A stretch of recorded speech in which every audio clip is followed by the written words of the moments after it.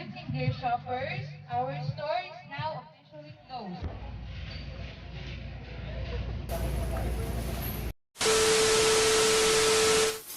Hello guys, good evening and welcome back to another vlog. So today guys, day off po and niyaya ako ni Mrs. na pumunta kami sa Mr. DIY sa Guago, Pampanga. And ayun, pumunta naman kami at marami kaming mga nakitang mga gandang gamit doon. May mga motor accessories, mga car accessories, motor tools, mga gamit sa bahay, mga picture frames, mga pan-display, yan. Parang kumpleto nga yung kumpleto nga yung store na 'yon. Marami kami makikita yung mga gustong-gustong mga gamit nandoon sila. Mga bags, yan. So, ayun, maganda pala yung yung store na 'yon na marami kaming nakita and bumili na rin kami ng mga kahit paano mga gamit sa bahay. Although konti lang, at least may nabili kami, no. Wala kami kasing pera nung pumunta kami doon. And wala naman talaga kaming pera. So yan na. Bumili kami. So yan. Pina eco bag na namin. So may bayad yung eco bag nila ng 39 pesos. Tatanungin ka nila kung papo eco bag mo sila or paper bag nila. Pina eco bag na namin kasi wala, no? Nakamotor lang kami pumunta doon at nakamotor lang talaga kami. So yun, marami kang makikita. Yun nga lang, siyempre kung marami kang budget, marami ka talaga magbibili doon. Papakita ko sa inyo yung laman ng mga nabili namin doon. Yan. So yan, ito mahilig kasing kumain mahilig magluto ng mga tinapay si Mrs. Mga ham and cheese, gano'n, crab house. So yan, bumili ako ng ganito. Yung price niya nandito na, ayan. So yun, then bumili din kami ng dalawang ganito. Ayan, dalawa lang kasi dalawa kami. So yun, pang noodles, gano'n, sabaw, ulam. Tapos yan, hindi kami ng ganito. Yan. Ito, kagaya ng pag mag-iipon ka ng pera.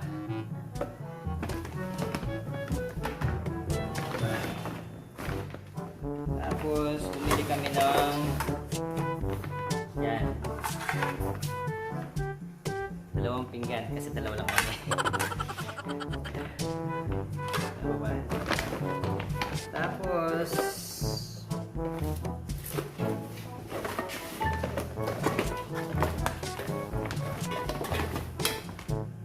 yan, dalawang tasa kasi dalawa lang kami.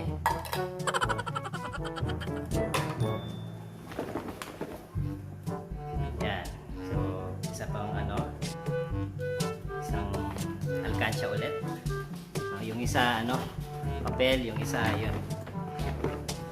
Tapos yan, kami ng ganito. Wala kaming maisip na pan-display.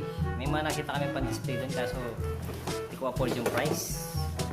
Wala pa kami, hindi pa kami pwedeng bumili pa ng ganun ngayon. So parang okay sila, may ilaw-ilaw ng mga pan-display gano'n. Ayan, bumili din ng non-stick na si Mrs. sa pagluluto. Tapos ayan, bumili na rin ako ng ganito. Mura lang ito para ilagay ko dun sa motor box ko.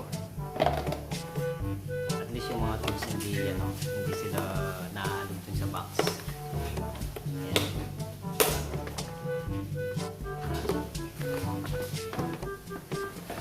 And then yan, bumili siya ng ganito, lagayan ng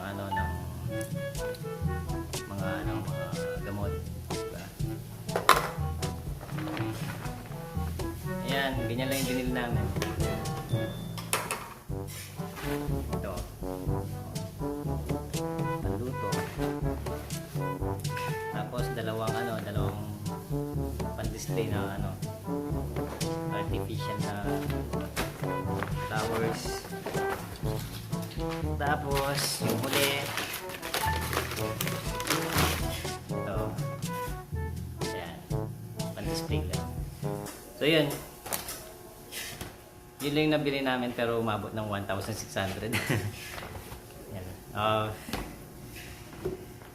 So yun, pag naman maganda naman yung maganda yung store pag marami kang kung marami kang pambili magandang pumasyal doon talaga.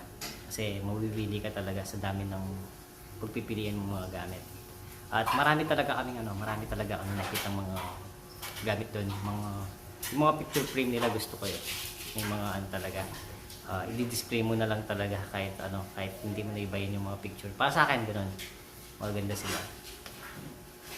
So yun, lalagay ko na kung saan namin ilalagay yung yung mga pinalimili namin. Ito yung display, yan. Diyan ko na lang nilagay. Hindi ko alam paano mag-display Yan, dyan na lang. Yan, mga bisita. Pag bumisita kayo sa amin, mag-donate kayo. Ayan. Tapos, yun, mayroon din, yung isa namin binili. Ayan, diyan ko na lang nilagay. Ayan, buti pang bumili kami ng mas malaking lagayan ng mga gamot. By Jessic, by Blue. Ayan, diyan ko na lang nilagay. Ayan, yung toolbox. Ayan. Ayan. Ang dumi ng mga ko. Yung mga tools ko. Maliliit lang naman yan. Yung mga free lang sa nung binili ko yung motor.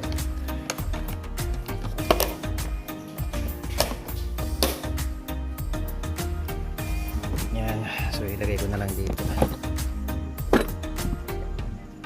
Ayun. Ano lang siya. Yan. At least. Yan.